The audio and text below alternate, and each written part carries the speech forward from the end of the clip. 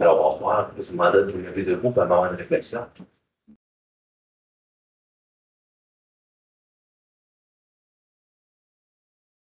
Merci, vous vous asseoir. On vient de la séance de conseil du 26 mai. Donc, M. Bellemare n'est pas présent ici, mais il est en ligne en vidéoconférence avec nous. Alors, point numéro 1, ouverture de la séance. Point numéro 2, adoption de l'ordre du jour. Point numéro 3, présentation et assemblée publique. 3.1, présentation du rapport financier au 31 décembre 2024. Point numéro 4, première période de questions. Point numéro 5, administration. 5.1, participation financière au service de transport adapté de Pont-Neuf pour l'année 2025. 5.2, préparation de bris d'aqueduc de part à l'affectation du surplus non autrement affecté de la ville. 5.3, mise aux normes de nos bâtiments municipaux, affectation du surplus non autrement affecté de la ville. 5.4, affectation de dépenses au règlement numéro B633, décrétant une dépense et un emprunt, afin de procéder à des travaux de réfection de bâtiments ainsi que le remplacement ou l'ajout d'équipements dans certains bâtiments. Point numéro 6, législation de greffe. 6.1, avis de motion et dépôt de projet de règlement. Règlement modifiant le règlement numéro B572 déterminant les modalités de publication des avis publics municipaux.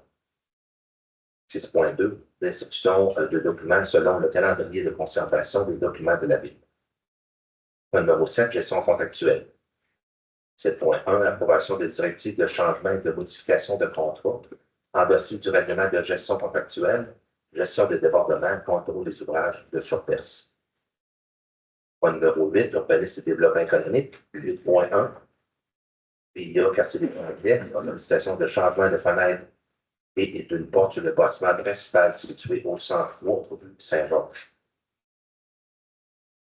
8.2, PIA quartier des Anglais, autorisation de divers travaux de rénovation sur le bâtiment principal situé au 117 boulevard Saint-Laurent. 8.3, PIA quartier des Anglais, autorisation de la rénovation extérieure complète du bâtiment principal situé au 142 avenue de Jacques-Cartier.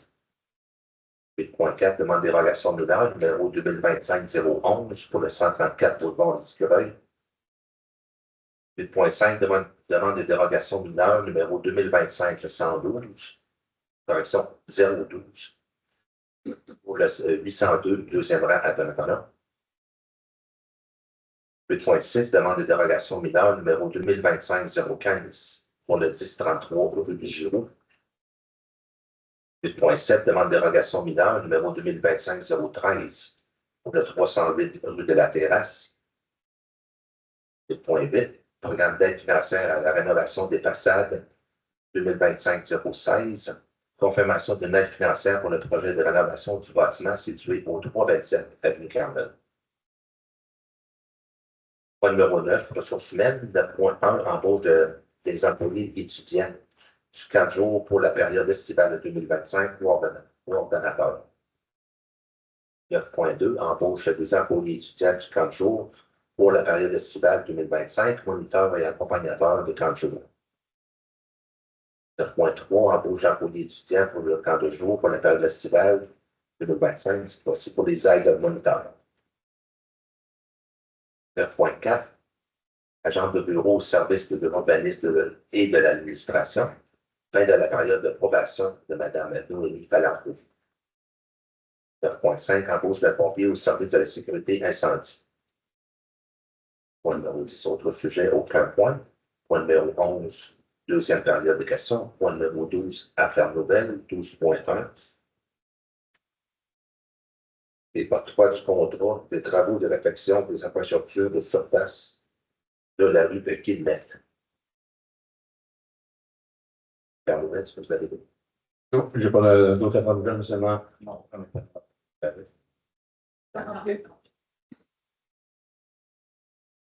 Alors, point numéro 13, dépôt de document. 13.1, dépôt du rapport financier et du rapport du vérificateur externe pour le 31 décembre 2024. 13.2, dépôt de la liste des personnes embauchées par le directeur du service des loisirs, de la culture et de la vie communautaire, conformément au règlement numéro V601. 13.3, dépôt de la liste des déboursés du 16 mai au 21 mai. 13.4, dépôt des états comparatifs des revenus et des dépenses du 30 avril 2025. Et point numéro 14, levée de la séance.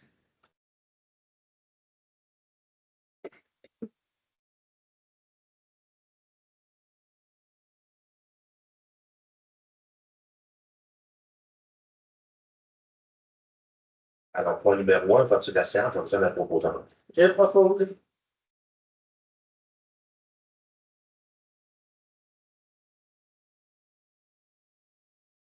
Point numéro 2, adoption de l'ordre du jour. Je propose.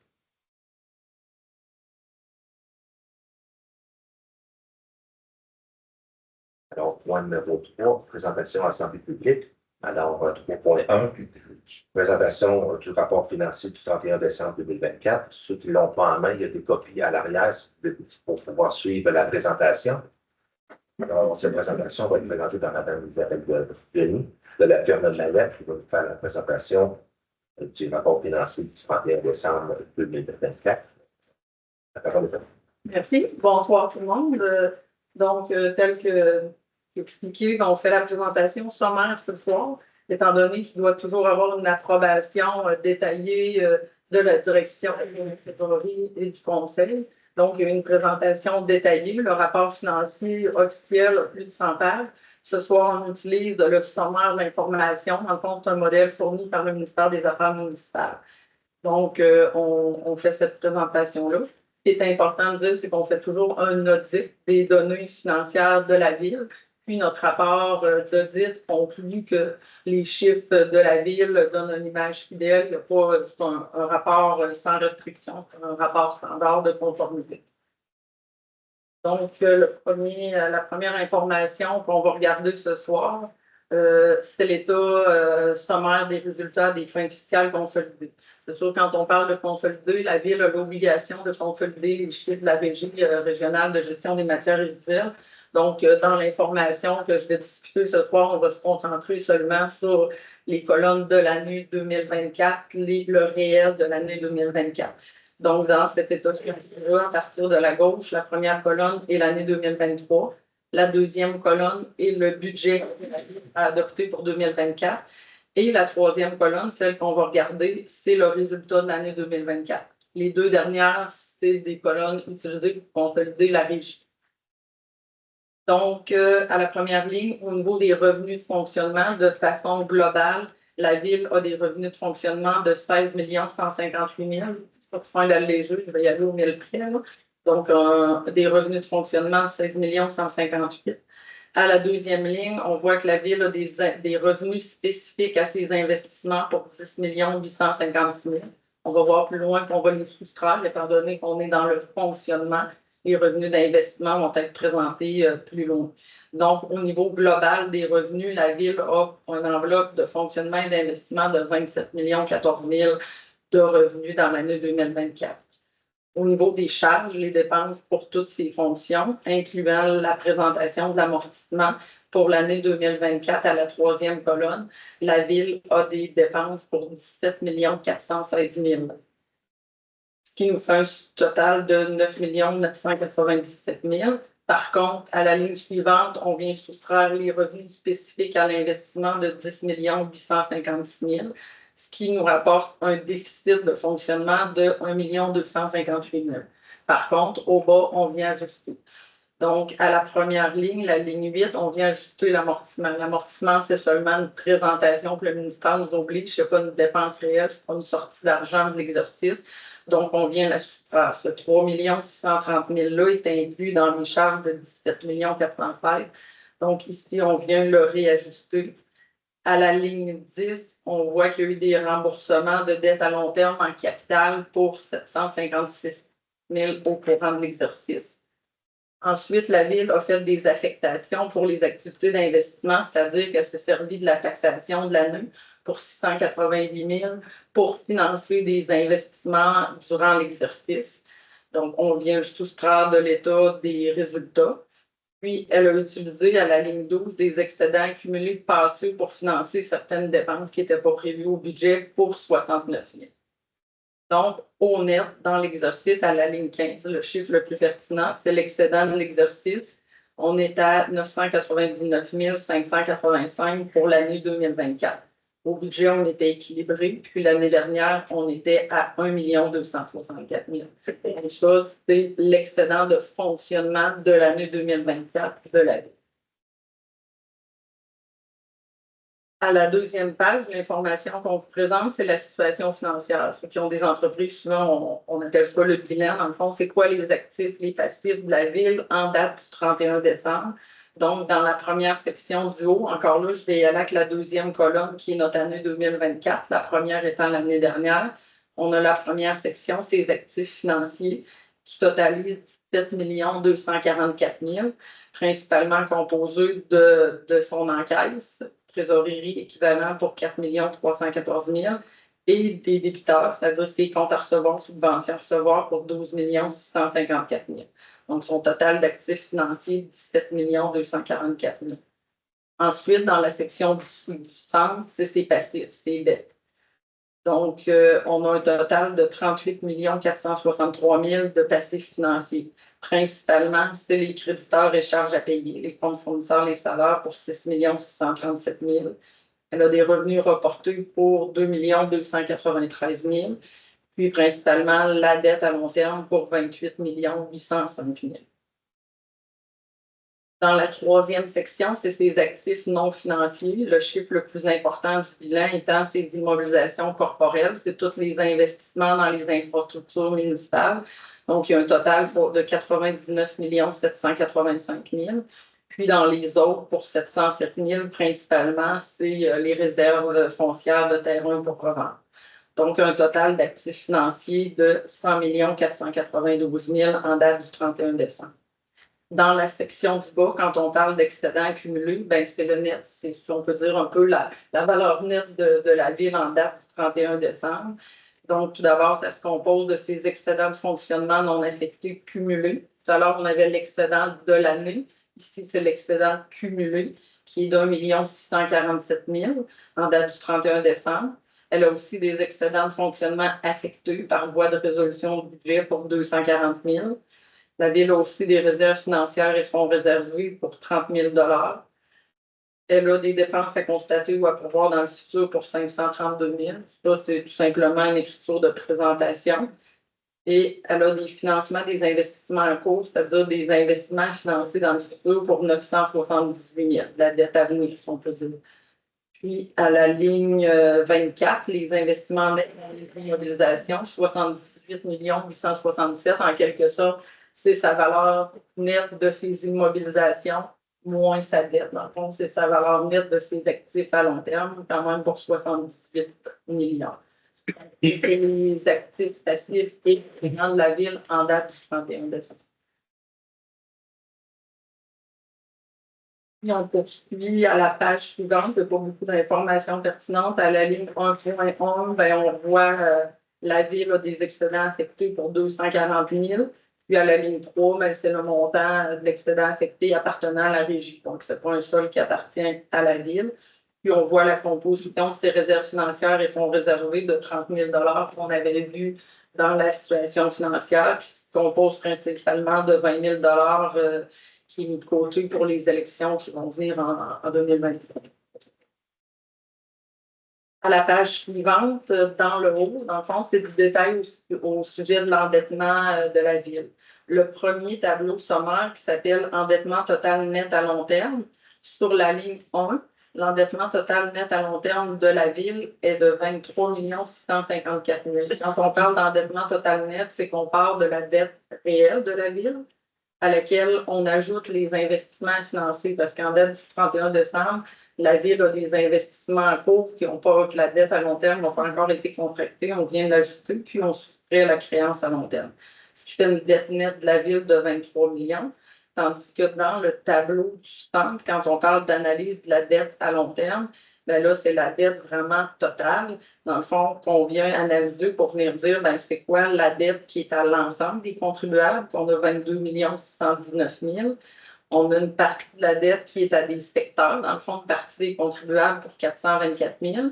Puis, dans notre dette, on en a quand même pour 7 064 000, que c'est une prise en charge de la dette par le gouvernement. Dans le fond, c'est une forme de subvention sous forme de créance à long terme à être remboursée à long terme. Il faut faire attention entre le tableau du haut, que je vous disais qu'il y a 23 millions pour l'administration municipale, puis ici, analyse de la dette, c'est qu'à cet endroit-là, c'est consolidé. Ça inclut une portion des chiffres de la régie. Dans la section du bas, dans le fond, à la première page, on avait vu les revenus de fonctionnement en une seule ligne. Ici, on a la ventilation de la composition des revenus. Je n'irai pas ligne par ligne. Encore là, je vais aller à la troisième colonne qui est la réalisation 2024. Donc, on voit dans le fond, à la ligne 19, la composition du 16 158 000 de revenus de l'exercice. Donc, on voit principalement que c'est la taxation qui est la source principale de revenus et loin de là pour 11 156 000. Dans la section du bas, on voit encore là le 10 856 000 qui étaient nos revenus spécifiques à l'investissement. Quand on parle de transfert, ben, le terme transfert évoque les subventions gouvernementales. Donc, on voit qu'au niveau de l'investissement, la presque totalité du revenu spécifique pour l'investissement, c'est des subventions provenant du gouvernement, qui composent notre total de 27 14 000. À la page suivante, c'est un peu le même principe. Encore là, à la première page, on avait vu le total des charges de l'exercice. Donc, si je me reporte à la deuxième colonne, dans le fond, c'est l'année 2024, c'est le même principe. C'est le total de nos dépenses de l'exercice, mais ventilé par grandes fonctions, dans le fond, les grands champs de compétences municipales. Donc, on peut venir voir un peu les postes budgétaires de dépenses de la ville. Donc, on voit au total, avant amortissement, que la Ville avait prévu 14 109 à son budget, puis au réel, elle a dépensé 13 786 000 en 2024. À la dernière page, le dernier tableau, c'est l'excédent d'investissement. Donc, on voit encore notre revenu d'investissement à la première ligne, deuxième colonne pour 2024, notre 10 856 000 qui sont des subventions gouvernementales pour l'investissement. À la deuxième ligne, on voit qu'au courant de l'exercice, la Ville a investi pour 18 850 000 dans ses infrastructures principalement.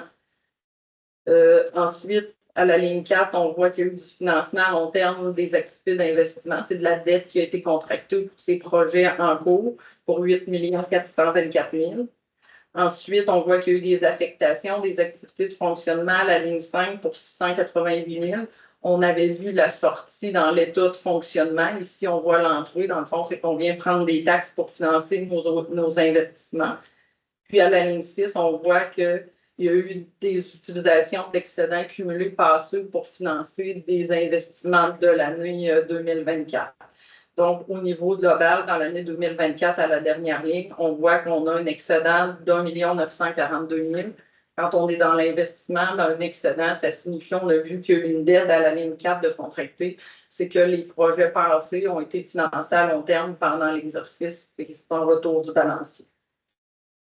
Donc, ça fait le tour des principaux états intéressants pour l'année 2024. Comme je dis, mais ces états-là ont été présentés de façon détaillée au conseil, au maire, au directeur général et à la présidente pour approbation. Merci. Merci, Mme Denis. Alors, pour la première, pour la période de questions, ceux qui ont des questions pour le rapport financier, je veux regarder aussi une partie de la période de questions, de la première période de questions. Je sais qu'il y en a ici qui ont des questions peut-être sur l'urbanisme, des points de l'urbanisme, que je veux quand même partager la période de questions. Alors, ceux qui ont des questions sur notre rapport financier, pendant que vous levez la main, je peux vous appeler ça.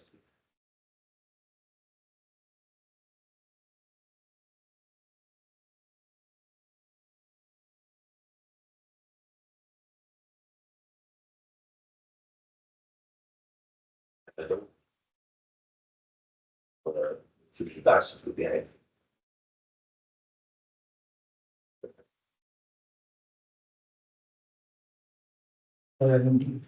Vous êtes, quand vous faites la vérification, c'est comme le vérificateur gouvernement, le vérificateur dans le conseil scolaire, c'est. Oui, certainement, parce qu'un audit, dans le fond, qu'on fait, c'est un audit d'une entreprise, d'une ville. Un audit, c'est un audit. C'est sûr que c'est l'administration municipale comporte plusieurs employés qui travaillent toute l'année, mais effectivement, on arrive en fin d'année, puis selon les secteurs d'activité, selon les sols risqués, tout ça, ben, on cible notre travail pour aller faire soit par échantillonnage ou soit fixe par secteur complexe. Fait que oui, dans le fond, je vais peut-être élaborer trop, là, mais oui. Non, madame, je pense que la conformité, Madame Dupont fait sa gestion là, pour toute l'année. Oui. Et elle arrive avec. Et vous comparez que Madame Dupont a. Quoi vous faites exactement?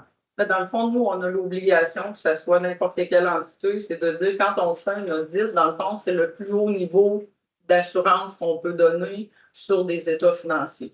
C'est qu'on vient dire, bien, peu importe que j'ai confiance en l'entité, en la ville, en la trésorière, peu importe, bien, j'ai du travail de base à faire. Fait que c'est comme si je challenge les préparés à l'interne. Comme à l'interne, ils nous préparent les documents, puis nous, on vient documenter, valider les sols, faire du travail de sondage, soit aléatoire, soit ciblé, pour venir confronter, si on peut dire, l'information qui nous a été soumise. Est-ce que vous faites aussi des recommandations? Oui, quand il y en a à faire. OK. Effectivement. Puis les recommandations, est-ce que vous en aviez cette année? Non. Comme je pense qu'il y a 2 ans, vous aviez attiré l'attention sur le fait que l'incertitude pour les taux d'intérêt, il y avait comme un message, un petit bémol à mettre sur ça. Je ne sais pas si vous vous souvenez, ça vous dit quelque chose? Ben, malheureusement, il faut que je ne veux pas répondre. Non. Je pourrais vous le citer, là. OK, ici. Marqué le risque de marché, le risque que la juste valeur ou les flux, etc. OK, Donc, ça, c'est une note à l'état financier. ouais, vous parlez d'un risque. Bien, ça, dans le fond, c'est automatiquement, je dirais que ce soit dans la ville ou même des entreprises qu'on fait une mission d'examen. Mais aussitôt qu'il y a des dettes avec des taux d'intérêt, bien, c'est une note standard. Ce n'est pas spécifique à la ville de Donnacanois, cette note-là sur les instruments financiers. Donc, vous pouvez nous dire qu'au moment où on se parle de la façon dont la ville, par exemple, est endettée, ses engagements, c'est sécuritaire, on est correct, on ne dépasse pas la capacité des citoyens de payer. Parce qu'on pourrait faire des projets, puis à un moment donné, il faut les payer. Quoique des fois, on dit qu'on n'a pas besoin de les payer, là.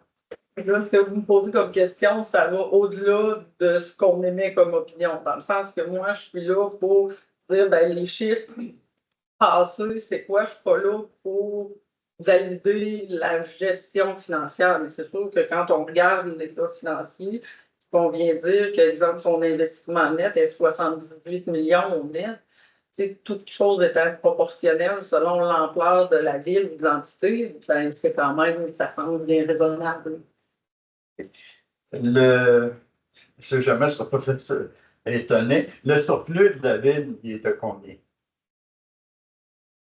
Le surplus cumulé en date du 31 décembre? Oui. On peut arrondir à 1 million. Bon, 1 647 000.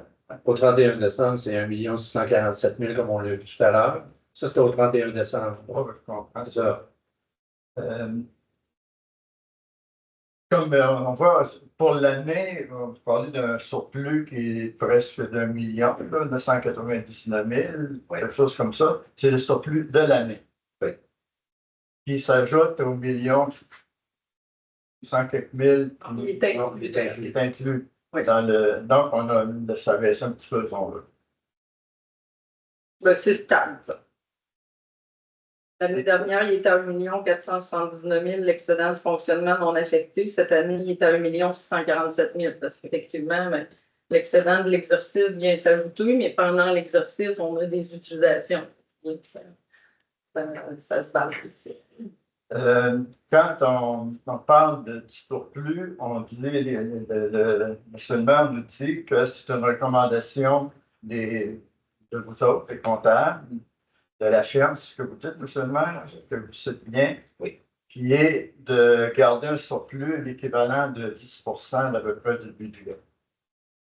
C'est toujours ce que... Ben, c'est sûr, Il n'y a pas de peut-être. piège dans mes questions.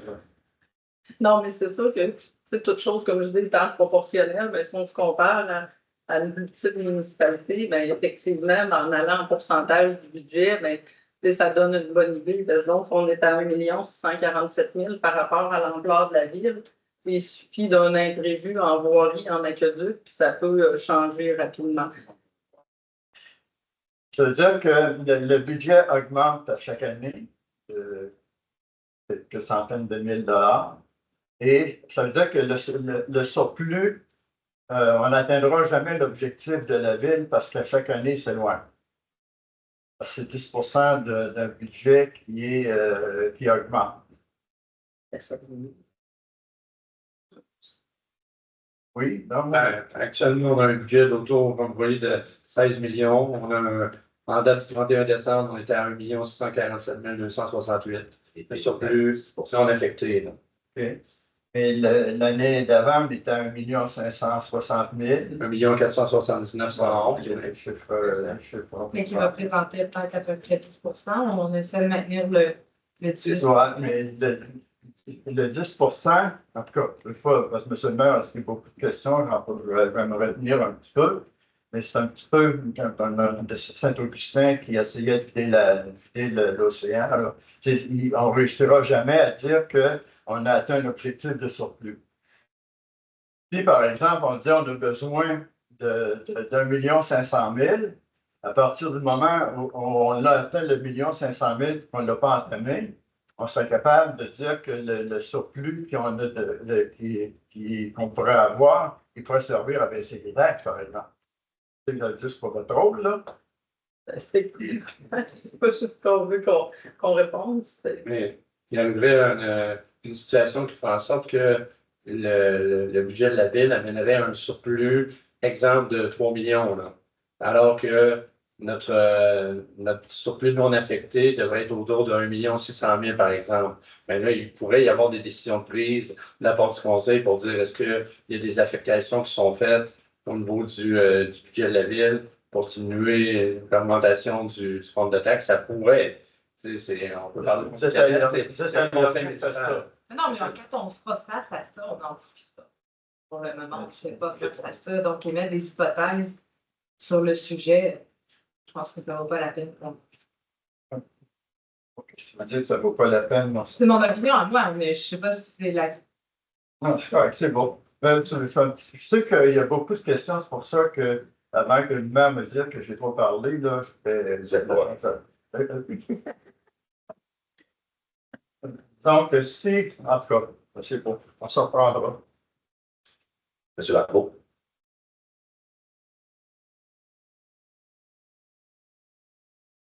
Bonjour à tous. Mon nom, c'est Jean-Guy Barbeau. J'ai deux questions, en fait. Première question, c'est le taux d'intérêt nominal pondéré sur la dette nette, ça serait quoi? Oh, là, c'est pas une information que j'ai là. Ça, dans le fond, quand on se prépare quand on fait notre dossier dans le rapport financier, on l'a au niveau de l'endettement. Les taux, on le documente au dossier, mais ce n'est pas une information qu'on a à présenter au rapport financier. Donc, moi, l'information dans le rapport financier global que je peux vous donner, c'est que les taux d'intérêt, il y en a qui. Puis encore là, dans le rapport financier, c'est consolidé. Donc, il y a les chiffres de la régie.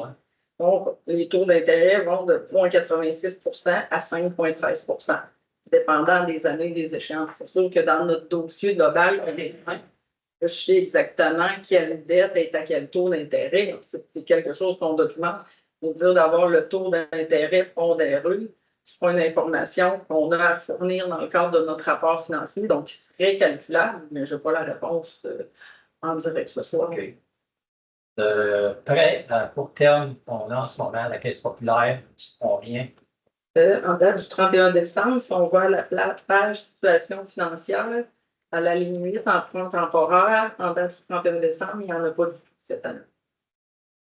C'est parce qu'il y avait beaucoup de projets en cours l'année dernière. Fait que, tu sais, quand il y a des gros projets en cours, ben, pendant le projet, pour payer les fournisseurs, on contracte un emprunt temporaire.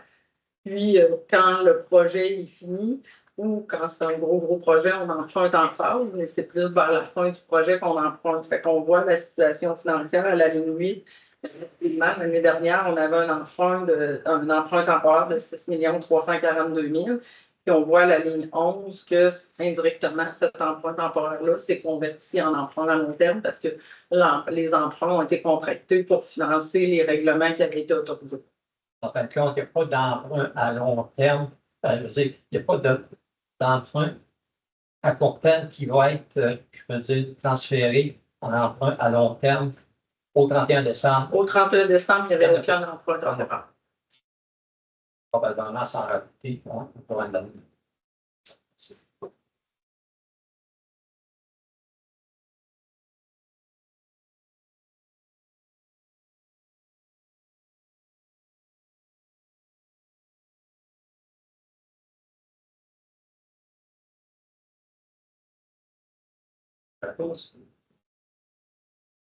Ce programme, il capte pareil au plafond. C'est une histoire de batterie, hein? Non, je ne sais pas. Bon. Et maintenant, sur des questions autres que sur le bilan financier, à l'urbanisme des points plus tard.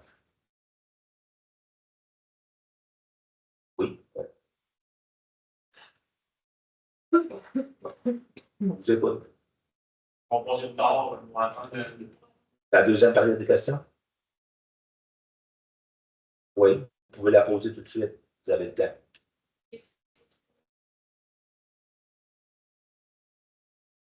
Ouais, on va passer. Ça pourrait être un bon timing pour le faire. Oh, oui. Ouais.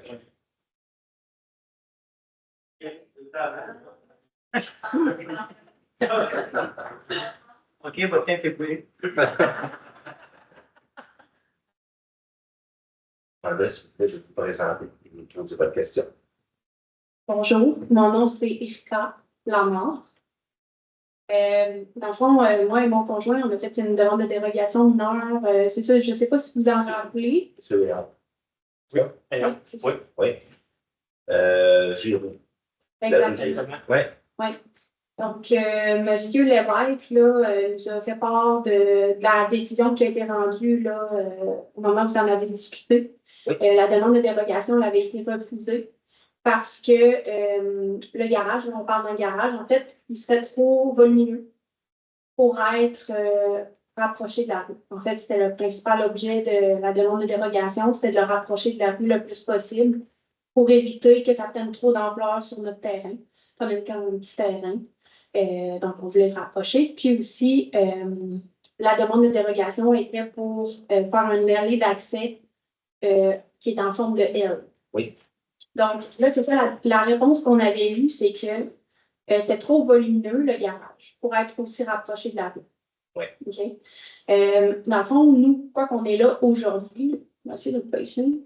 Pourquoi qu'on est là aujourd'hui, c'est juste de savoir, en fait, de prendre entente avec vous, pour savoir à quel, tu sais, ça fait quoi un garage qui serait raisonnable, une grosseur de garage, pour pouvoir le rapprocher de la rue le plus possible. Je sais que votre entrée en L, c'est pas quelque chose que vous tenez particulièrement, si j'ai bien compris. Exact. On parle de ce dossier-là. Si vous voyez à l'écran, là. Oui, c'est ça. Ouais, Ça exact. ressemble à notre- La seule petite chose là, qui. Vous voyez la petite ligne rouge, là, vous êtes à. Je crois que c'est 1 mètre de l'emprise de la ville. On arrive. OK. Ouais, dans le fond, la ligne verte, là, je ne suis pas certaine, c'est la Edsel, je crois. C'est là. Oui.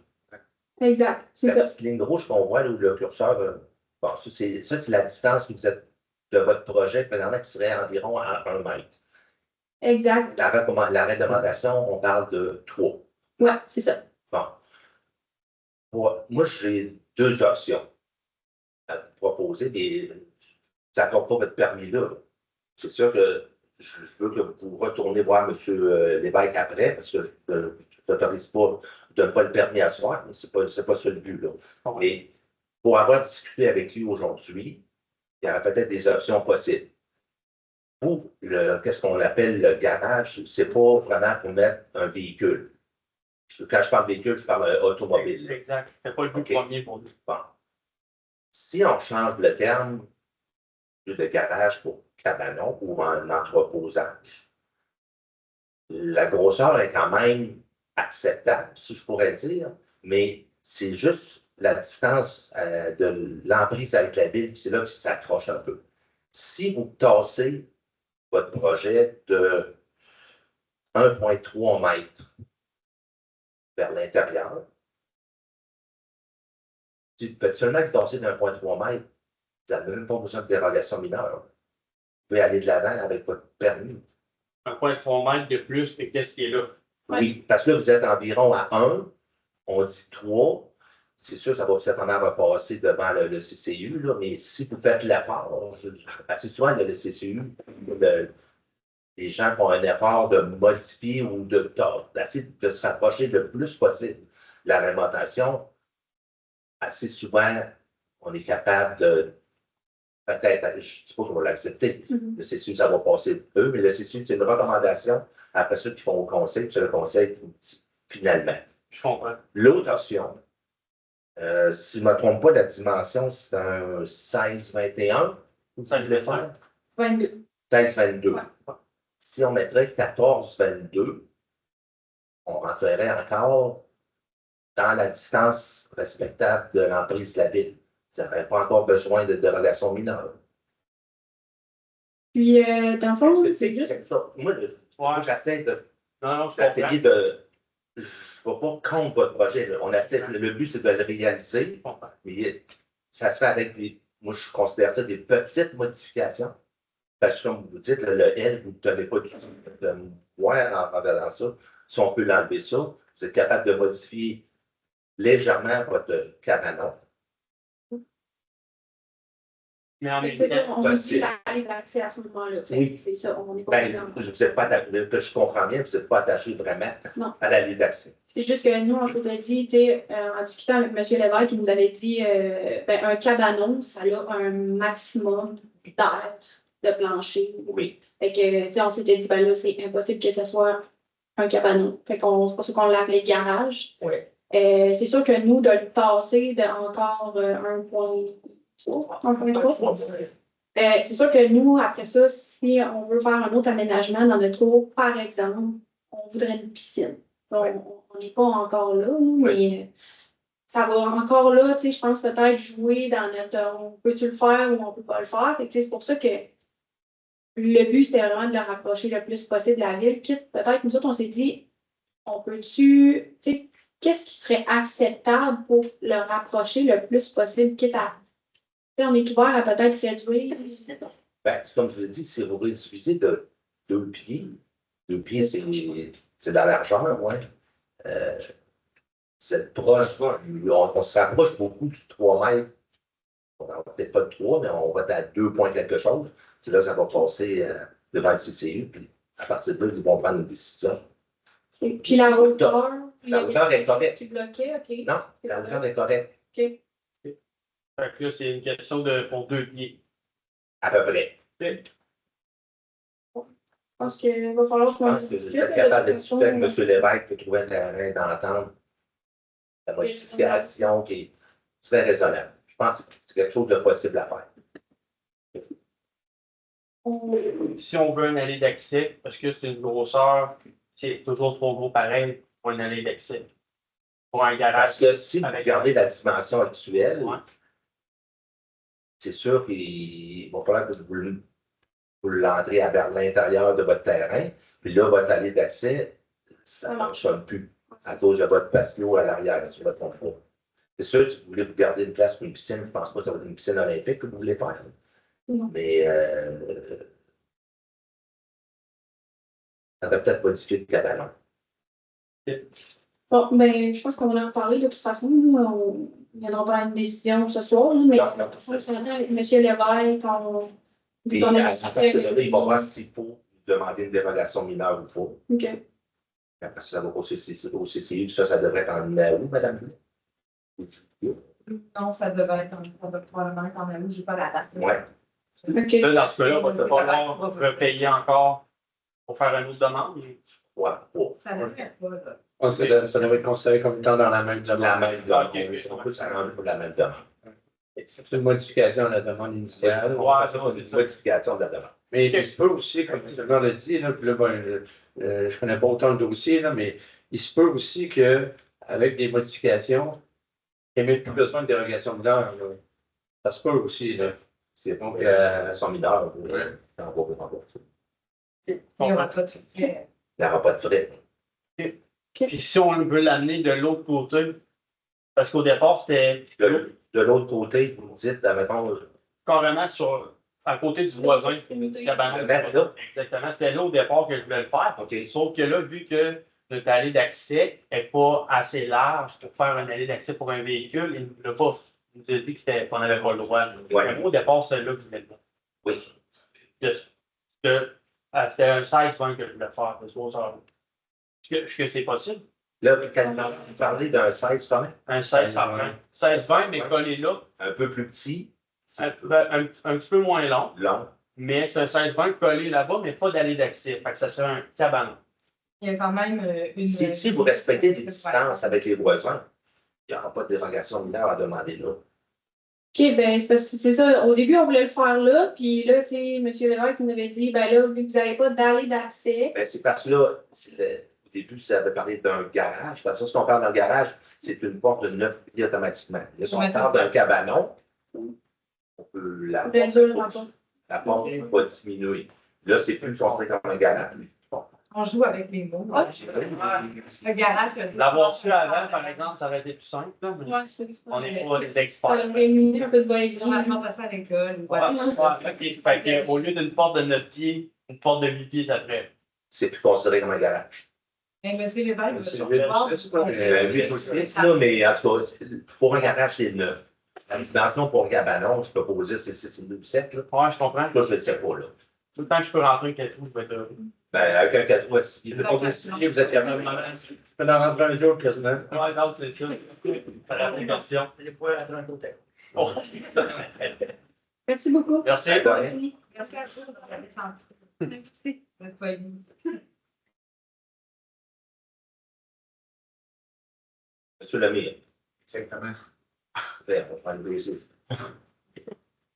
Bonsoir. Bonsoir, monsieur Lemire. Ou on ne peut pas changer cabanon pour garage. Non, c'est ça. C'est impossible. Peut-être pas arranger de quoi. Je laissais ma conjointe, par exemple, commencer à parler un peu mieux.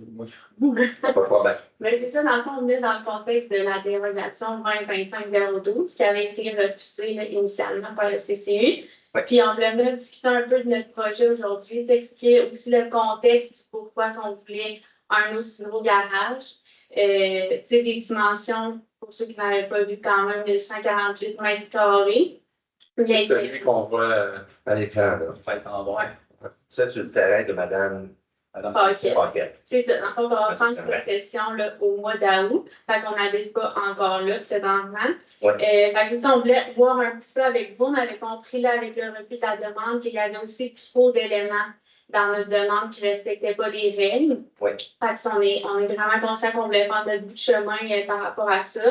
Puis, on a aussi sorti un peu des comparatifs là, par rapport à d'autres dérogations qui avaient été acceptées auparavant. Fait que peut-être dans la discussion, si ça vous intéresse, on pourrait vous montrer qu'est-ce qu'on a peut-être ressorti. Mais je serais curieuse de vous savoir si vous avez regardé le dossier avec M. Lévesque. Bon, non. Parfait, allez-y. Ben, je sais que vous voulez vous comparer aux voisins. Ben, entre autres, mais dans le fond, j'ai fait mes recherches un petit peu, puis j'ai sorti, ben, tu peux peut-être les passer, là. Dans le fond, c'est des dérogations qui ont été acceptées en 2019.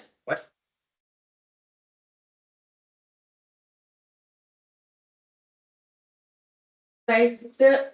On pourra voir qu'est-ce que vous en pensez. Là. C'était au niveau surtout de la route 138 qui avait été autorisée, là, dans le fond,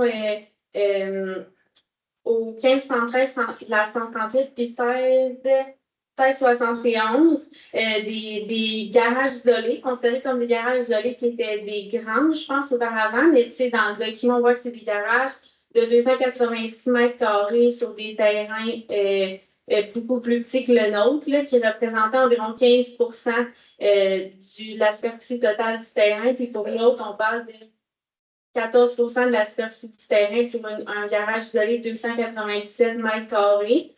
Fait que, tu sais, nous, on voulait voir un peu pourquoi cette dérogation-là se fait accepter en comparaison avec la nôtre qui se fait refuser. Puis c'est ça. Je vais voir un terrain d'entente par rapport à tout ça. C'est bon. Moi, je vais faire une comparaison avec votre voisin, M. Duquette. Oui.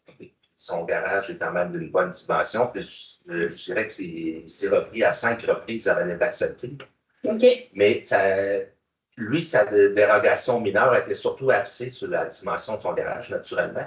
Mais lui, il dépassait de 11 mètres au total, carré. 11 mètres carrés. Vous, si je regarde le vôtre, présentement, il dépasse de 48 mètres carrés. La réglementation a dit 100 mètres carrés, ça veut dire que vous êtes une demi-fois de plus de ce qui est autorisé. Moi, je regardais avec M. Lévesque cet après-midi, on s'est cassé la tête parce qu'il de trouver une solution qui serait enviable pour tout le monde. OK.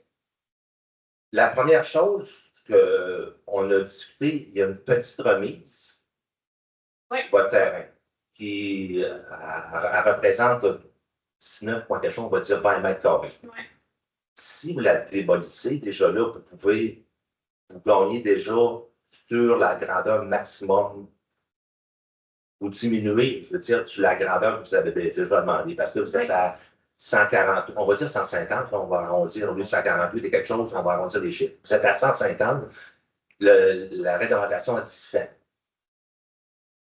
Puis mais ça, on compte la petite remise. Oui.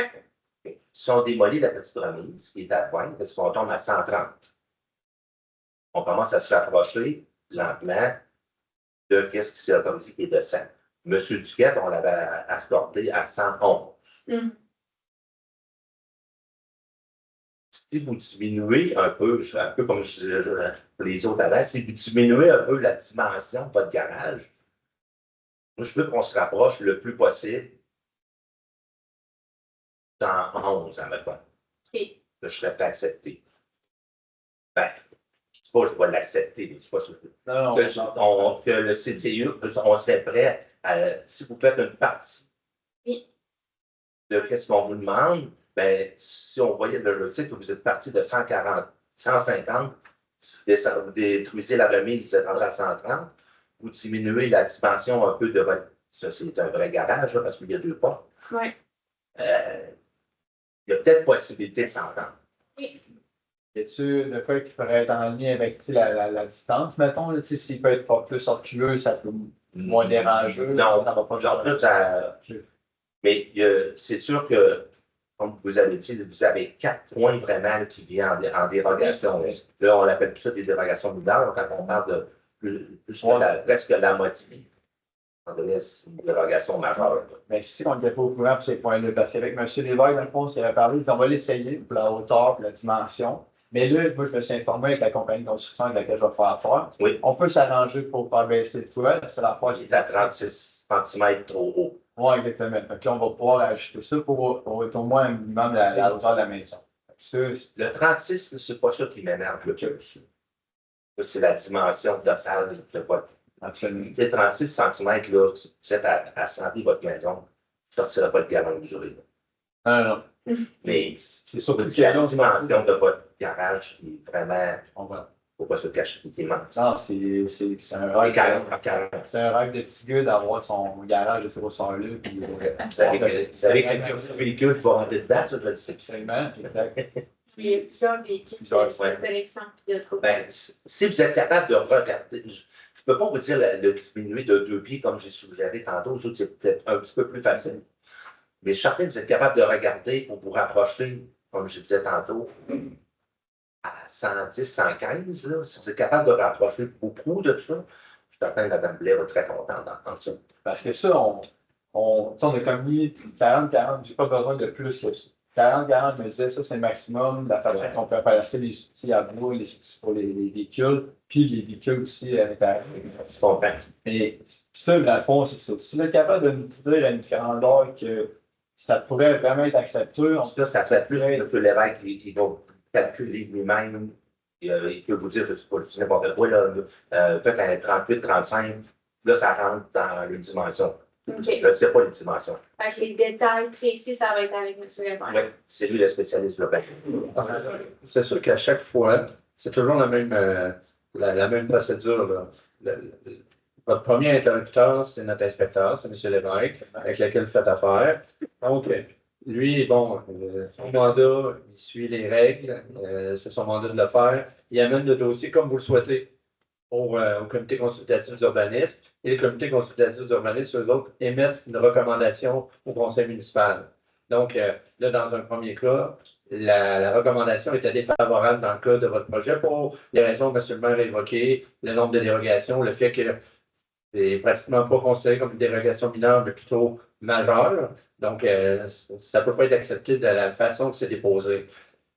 Par contre, s'il y a des efforts qui sont faits, à la limite qui se rapprochent des normes qui sont fixées, bien là, tout le monde est en mesure de voir que, bon, effectivement, là, il y a des gens qui mettent de l'eau dans leur vin, il y a une conscience de se rapprocher de la norme.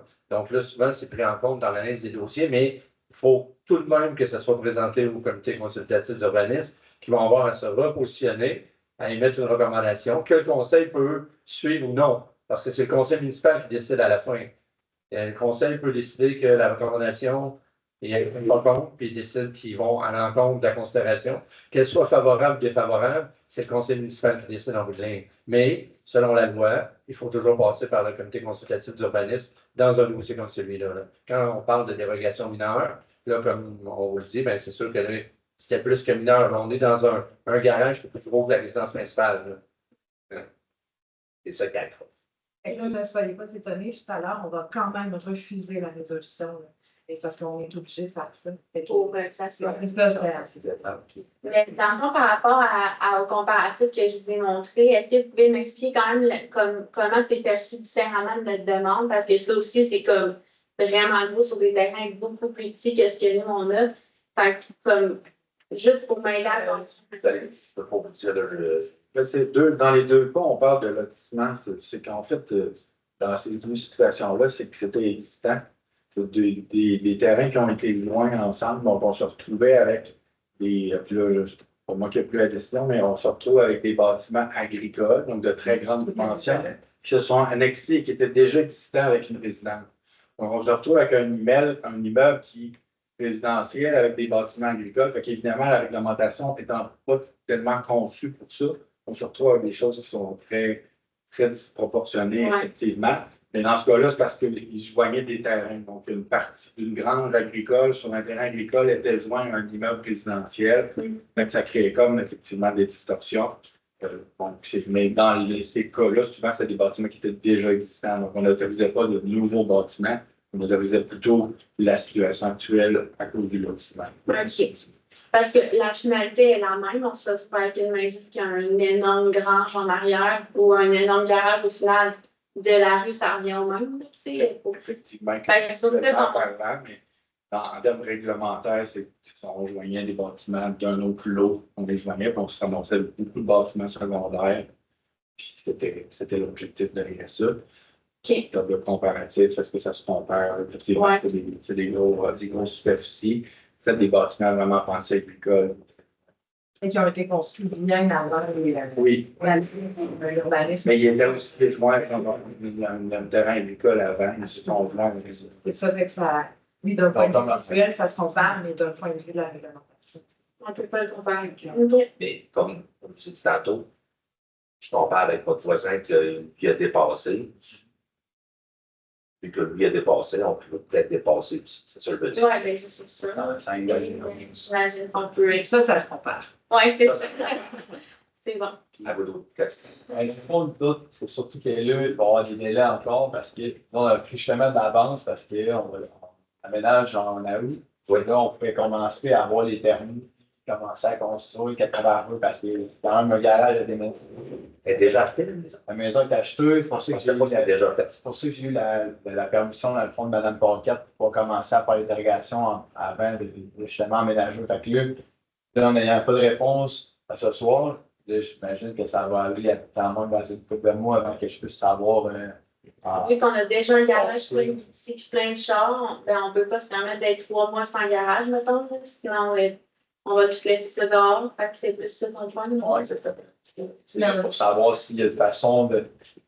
Pas d'avoir nécessairement un oui accepté à soi, mais tu sais, si on regarde s'entendre sur une dimension puis apporter ça après avec monsieur. On essaie de rencontrer M. Lévesque rapidement. Ouais, exactement. Je vais le rencontrer demain matin aussi. OK. OK. Bon, ben, c'est parfait. Merci. Ouais. Merci à vous. Merci. C'est Bonne soirée. Bonne soirée. Puis bienvenue quand même dans la Canada. Merci.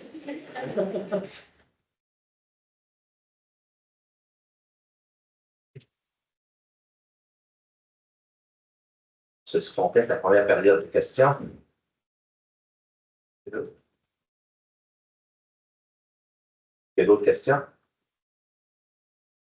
La deuxième période Non, c'est notre temps de parole. était publique. On va attendre la deuxième période de questions. Oui, on peut vous laisser. Ouais. Son Madame Lowe était. Je vais être certainement capable de répondre à une question. Merci à vous. Bonne soirée. À l'année prochaine.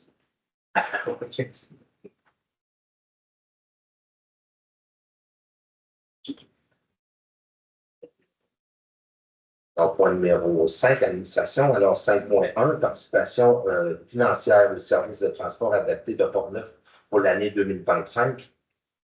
Alors, considérant qu'à toute municipalité locale dont le territoire n'est pas desservi par une société de transport en commun ou par un organisme public de transport en commun qui assure un service de transport adapté aux personnes handicapées, doit, par résolution dont copie doit être transmise au ministère des Transports du Québec, contacter avec une personne afin d'assurer aux personnes handicapées l'accès sur son territoire. Alors, concernant que les services de transport adaptés de Portneuf est pris en charge par la MRC de Portneuf depuis le 1er juillet 2011, concernant que l'administration des services de transport adaptés de Portneuf ont été délégués à la Corporation de transport régional de Portneuf selon une entente qui a été adoptée par le Conseil des maires de la MRC lors de la séance régulière du 12 décembre 2018. Alors, la résolution que la Ville de Donnacona confirme l'adoption du plan de transport adapté, de la tarification et des prévisions budgétaires de 2025 à 2027 et que la Ville confirme sa participation financière annuelle pour 2025 pour un montant de 17 802 $. Alors, je vous en propose. Je propose. Ouais. Quelqu'un est contre? Alors, 5.2. Réparation de bris d'aqueduc et de travers, application du surplus non autrement affecté de la ville.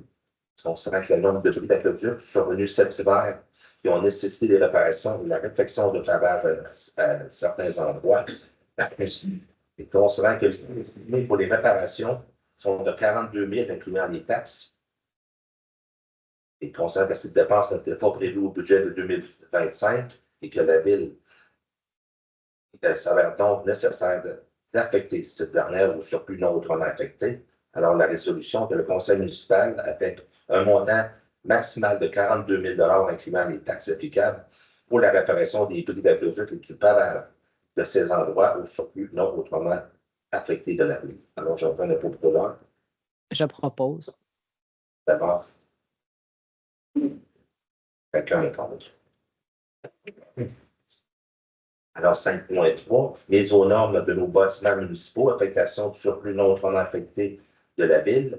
Alors, considérant le rapport d'inspection préparé par le Fonds d'assurance des municipalités du Québec, suivant une inspection réalisée dans nos bâtiments municipaux, considérant qu'il était nécessaire d'effectuer des travaux pour la mise aux normes de certains bâtiments sous la responsabilité du service des loisirs de la culture et de la vie communautaire, et considérant que le montant pour la réalisation de ces travaux dépasse les sommes prévues au budget pour l'entretien des bâtiments, Alors, la résolution que le conseil municipal affecte le montant de 5 500 incluant les taxes ou la mise aux normes de certains bâtiments municipaux au surplus non autrement affecté de la BU. C'est le proposant. Je propose. Merci, Mme Bitt. Quelqu'un pense? Alors, 5.4, affectation de dépenses au règlement numéro V633, décrétant une dépense et un emprunt, afin de procéder à des travaux de réfection de bâtiments, ainsi que le remplacement ou l'ajout d'équipements dans certains bâtiments. Je vous remercie. Oui, donc, considérant l'adoption par le Conseil du règlement, comme le disait M. le maire, V633, décrétant la dépense et un emprunt pour procéder à ces travaux, considérant que la liste des travaux et réparations déposés qui a été présentée au membre du Conseil par le directeur du service des loisirs, de la culture et de la vie communautaire, c'est pour un montant approximatif de 80 000 incluant les taxes applicables.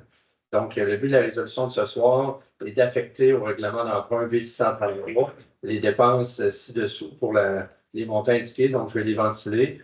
On parle du chauffage d'appoint pour le hall du centre aquatique. On parle de 40 735 Et ce qu'on appelle communément, excusez-moi l'expression anglaise, des camlocks extérieurs entre le centre aquatique et l'aréna, 3 645 Réparation du toit de l'aréna, un montant de 14 940 On a des ajouts de modules sur les réservoirs d'eau chaude de l'aréna pour contrôler la demande énergétique. Donc, on parle de 4 732,50 et la réparation de l'unité de chauffage et de ventilation du centre aquatique pour un montant de 5 160 Donc, c'est le but de la résolution de ce soir.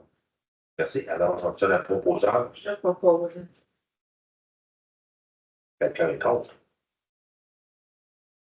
Alors, ceci complète les points numéro 5, point numéro 6. Les deux prochains points vont être expliqués par Maître Gignac. Alors, 6.1, avis de motion et dépôt d'un projet de règlement modifiant le règlement numéro V572, déterminant les modalités de publication des avis publics municipaux. Gignac. Donc, comme tout règlement, on doit d'abord être précédé de l'animation et d'un dépôt de projet. Donc, ce soir, c'est l'animation et le dépôt de projet d'un règlement qui modifie le règlement numéro V572 qui détermine les modalités de publication des avis publics municipaux. Il n'y a pas d'animation. Je donne l'animation. Super. Merci.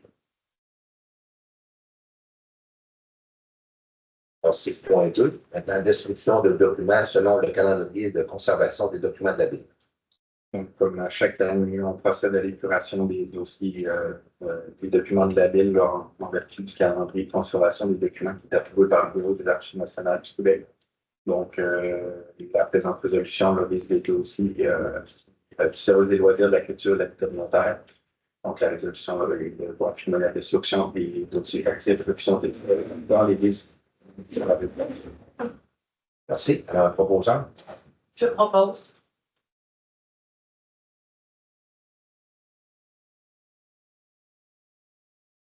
C'est complète. Point numéro 6, point numéro 7.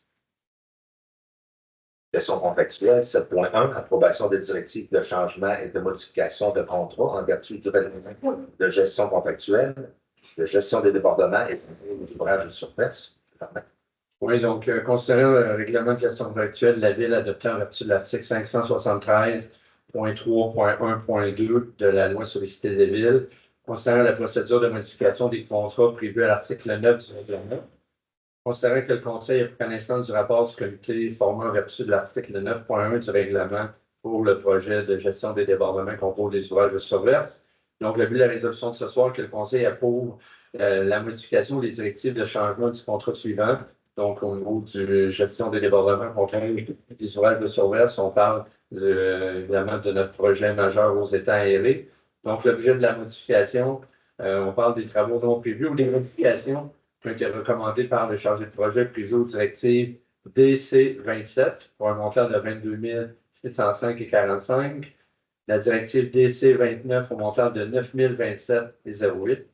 La DC 37 pour un montant de 58 242,17. Et la DC 39 pour un montant de 12 378,97. Donc, les coûts impliqués totaux sont de 102 253,68, incluant les taxes. Merci. Alors, je vous donne un proposeur. Je le propose. C'est bon. Quelqu'un est contre? Alors, ça, c'est complété point numéro 7, point numéro 8. Urbanisme et développement économique. Alors, on a quelques-uns. Alors, 8.1, PIA, quartier des Anglais, autorisation de changement de fenêtre d'une porte sur le bâtiment principal situé au 103 Saint-Georges. Alors, considérant la demande de permis numéro 2025-0125 qui a été déposée à la Ville, il constate que la demande vise à autoriser des travaux de rénovation extérieure sur le bâtiment principal au 103 rue Saint-Georges, soit le changement de 9 fenêtres et d'une porte. Il constate que l'immeuble faisant l'objet de la présente demande est situé dans la zone RA11, soit le quartier des Anglais. Il constate que le CCU recommande au Conseil d'approuver la demande. Alors, la résolution est d'approuver le projet présenté dans la demande afin de permettre l'émission du permis numéro 2025-0125 et la réalisation des travaux projetés. Pas besoin d'un proposant. Je propose. Madame Blais.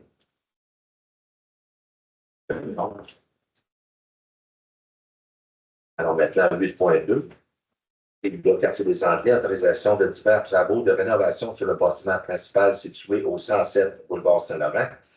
Alors, concernant la demande de permis numéro 2025-0128 qui a été déposée à la Ville, concernant que cette demande vise à autoriser des travaux de rénovation extérieure sur le bâtiment situé au 117 boulevard Saint-Laurent, soit élargir le perron avant et rénover celui-ci conformément à la résolution numéro 2023-09-315, soit rénover la galerie avant à l'étage avec les mêmes matériaux, autoriser le perron du rez-de-chaussée, remplacer les colonnes brunes en bois pour un modèle semblable en aluminium, ainsi que la réfection complète de la toiture, considérant que l'immeuble faisant la présente demande est situé dans la zone RA 1, soit le quartier des Anglais. Il considère que cet immeuble fait l'objet de la présente demande a été répertorié dans la base de données patrimoniale réalisée par la MRC de Port-Neuf, considérant que cette demande que le CCU recommande au Conseil d'approuver la demande, tout en rappelant et exigeant le requérant que le treillis sous le perron avant soit conservé, repeint en brun, et que si des portes sont ajoutées sont pour dissimuler les contenants de déchets, soit discrètement et bien intégrés. Alors, la résolution est d'approuver le projet présenté dans la demande afin de permettre l'émission du permis numéro 2025-0128 et la réalisation des travaux projetés en rappelant à l'exigence, comme j'ai déjà mentionné, à l'âge objet de la proposante. Je propose. Ah.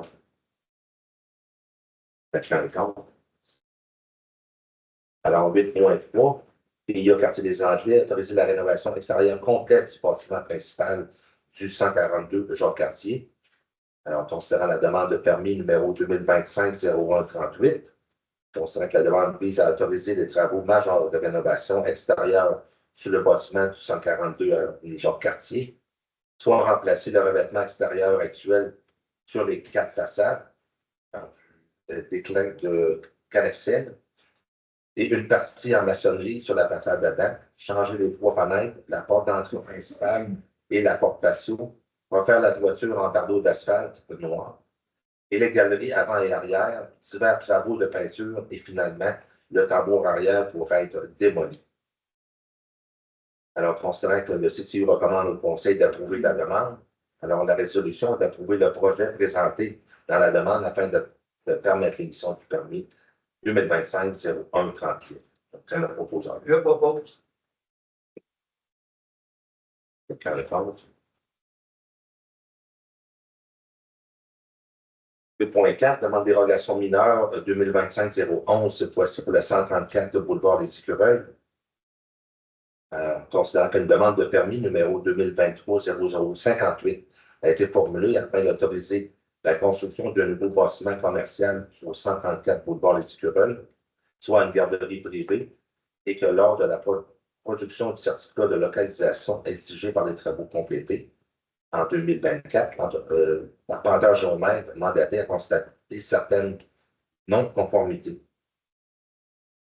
Considérant que la demande de dérogation mineure, numéro 2025-011, vise à rendre conforme l'empiètement de 3,8 mètres de la galerie située dans la marge de recul avant du bâtiment, du maximum prescrit de 2, ainsi que celui de l'empiètement de la rampe d'accès relevé de 5,3 mètres dans cette même marge au lieu du 3 mètres comme permis. Considérant que les membres du comité souhaitent préciser que dans leur analyse que la requérante semble avoir effectué des travaux de bonne foi, alors le CCU recommande au Conseil d'approuver la demande. Alors, la résolution est de recevoir la demande de dérogation mineure 2025-011 et de fixer l'Assemblée publique de consultation soit à 19h le 25 juin prochain. C'est le proposant. Je propose. Quelqu'un est contre? Alors, 8.5, demande de dérogation mineure pour le 2025-012 pour le 802 deuxième rang. Alors, on fait pas mal de tour tantôt. Alors, je vais aller directement à la résolution. Alors, la résolution est de refuser la demande de dérogation mineure 2025-012 telle que présentée comme le recommande le CCU. Donc, quelqu'un le proposant. Je propose. Bon.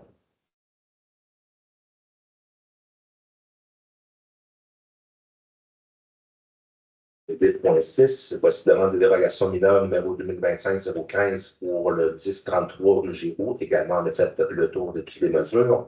Alors, la résolution est de refuser la demande de dérogation mineure 2025-015 telle que présentée et comme le recommande le CCU. Je le proposant. Je le propose. Madame Plum.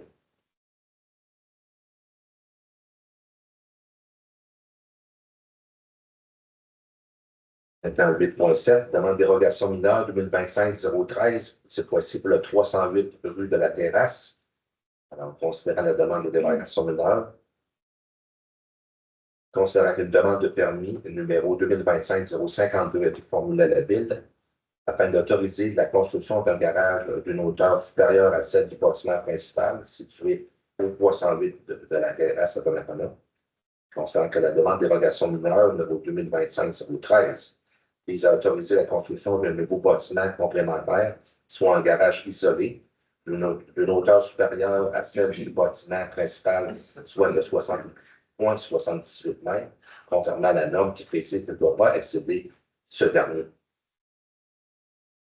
Le CCU recommande au Conseil d'approuver la demande. Alors, la résolution de recevoir la demande de dérogation mineure 2025-13 et fixer l'Assemblée publique le 25 juin prochain. On a proposé. Je propose.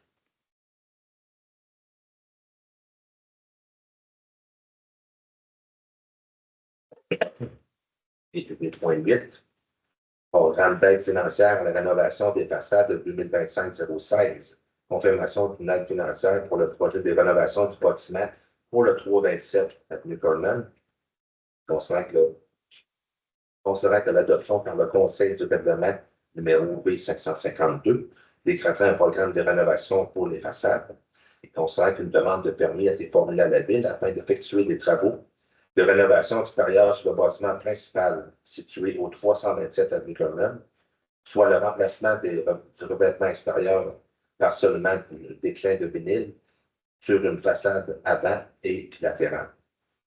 Considérant que cet immeuble est situé dans le territoire admissible au programme de subvention, considérant que le CCU recommande au Conseil d'approuver la demande, alors la résolution est d'approuver la demande d'aide financière pour la portion des travaux admissibles pour le projet de rénovation du bâtiment au 327 rue Cœurneuve. C'est prévu à la demande de permis numéro 2025-0127 dans le cadre du programme de rénovation des façades du règlement numéro B552 et d'autoriser les services administratifs à verser cette aide financière lorsque les conditions et les modalités du programme seront complétées. Et on va besoin d'un proposant. Je propose. Partagé. Quelqu'un. C'est ce qu'on complète les points numéro 8, maintenant point numéro 9. 5 prochains points vont être expliqués par le directeur général. Alors, 9.1, embauche des employés étudiants du 30 jours pour la période estivale 2025, cette fois-ci pour les coordonnateurs. Oui, donc évidemment, considérant la nécessité de procéder à l'embauche d'employés étudiants pour les besoins de la Ville pour la période estivale 2025. Donc, considérant que les membres du comité de sélection, après la tenue des entrevues et des délibérations pour choisir les candidats, ont retenu les candidatures suivantes. Donc, dans le cas de la résolution 9.1, je vais me permettre de les nommer, on en a 4. Les candidats, donc, on a Félix Perron comme coordonnateur en chef avec une rémunération de 21 et 10 Annabelle Rousseau comme coordonnatrice adjointe, 19 et 60 Samuel Dupuis, coordonnateur adjoint, 19 et 60 et Milly Paquette, coordonnatrice à l'intégration, 19 et 60 donc, le but de la résolution est de procéder à l'embauche de l'ensemble de ces candidatures énumérées pour la période estivale 2025 pour les besoins du camp de jour. Les conditions de travail sont celles qui sont déterminées par la Ville pour chacun de ces postes. Alors, un proposant. Je propose. Quelqu'un contre? Maintenant, 9.2. Donc, pour le camp d'été, cette fois-ci, c'est pour les moniteurs et accompagnateurs. Oui, donc, encore une fois, étant donné la nécessité de procéder à ces embauches, là, dans ce cas-là, je vais peut-être m'exempter, là, les membres du conseil ont la liste, on en a vraiment plusieurs, des moniteurs et on a plusieurs accompagnateurs également. Là. Vous voyez que la rémunération, tout dépendamment si c'est des moniteurs de première année, de deuxième, de troisième, quatrième, et même on en a jusqu'à la 7e année. Donc, on s'avarie entre 16 et 60 jusqu'à 18 et 10 de l'heure pour les moniteurs. Pour ce qui est des accompagnateurs, on a des accompagnateurs qui ont une expérience de 1 an, de 2 ans, de 3 ans et de 5 ans. Et la rémunération est également entre 16 et 60 de l'heure jusqu'à 18 et 10 de l'heure. Donc, le but de la résolution est de procéder à l'embauche des candidats qui sont indiqués là, dans la correspondance. Merci. Alors, un proposant. Je propose. Bon. Maintenant, 9.3, c'est quoi? Ici, c'est pour les aides moniteurs. Donc, même séquence, donc vous avez la liste là, des aides moniteurs qui ont été recommandés par le comité de sélection. Là aussi, on en a une panoplie et ça varie entre 1 an jusqu'à 4 ans d'expérience à titre d'aide moniteur. Et comme les conditions de travail pour les postes d'aide moniteur sont reliées, la rémunération est de 16 et 10 de l'heure. Donc, pour l'ensemble des postes dont les membres du conseil ont la liste. Merci. Alors, un proposant. Je propose.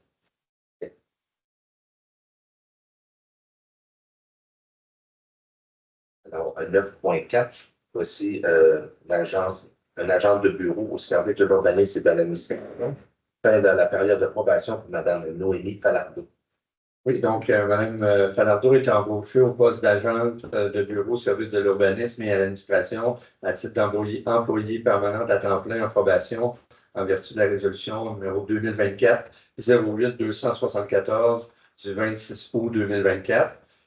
Considérant l'évaluation qui a été effectuée, la recommandation du directeur du service de l'urbanisme et du développement économique, considérant que Mme Falardeau satisfait des exigences pour la fin de sa période de probation. Donc, le but de la résolution de ce soir est de confirmer Mme Noémie Falardeau comme ayant complété avec succès sa période de probation au poste d'agent de bureau au service de l'urbanisme et à l'administration à titre d'employé permanente à temps plein. Merci. Alors, un proposant. Je propose. Quelqu'un contre? 9.5, cette fois-ci pour l'embauche d'un pompier au service de sécurité d'incendie. Oui, donc lors d'une résolution récente, on avait fait l'embauche de 5 pompiers. En fait, les membres du conseil avaient fait l'embauche officielle de 5 pompiers. Il nous en restait un et il était nécessaire de procéder à l'embauche d'un pompier volontaire pour les besoins du service de sécurité incendie. On a reçu la recommandation du comité de sélection qui a été formé dans le cadre du processus d'embauche qui suivait la publication de l'offre d'emploi et la tenue d'entrevue. Donc, le but de la résolution de ce soir est de procéder à l'embauche de M.